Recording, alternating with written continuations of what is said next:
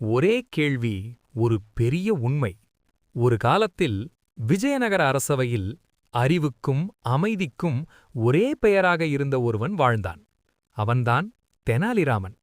இன்றைய கதை ஒரு சின்ன கேள்வி எப்படி ஒரு பெரிய உண்மையை வெளிச்சத்துக்குக் கொண்டு வந்தது என்பதை பற்றி.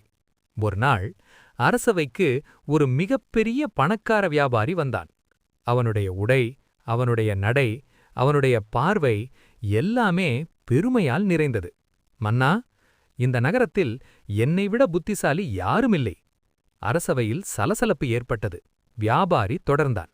என்ன கேள்வி கேட்டாலும் நான் பதில் சொல்லுவேன். பணம் இருந்தால் அறிவும் தானாக வரும். மன்னர் கிருஷ்ணதேவராயர் சிரித்தார்.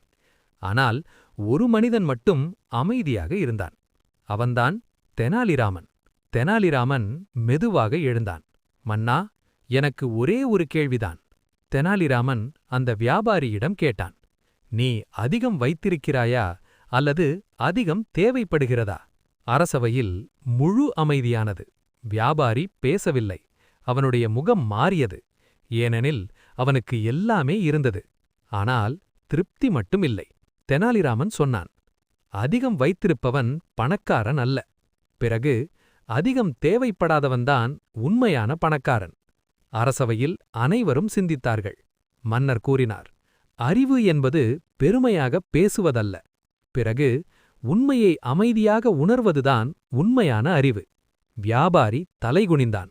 அன்று அனைவரும் புரிந்து கொண்டார்கள். திருப்திதான் உண்மையான செல்வம். அறிவு எப்போதும் அமைதியாக பேசும்.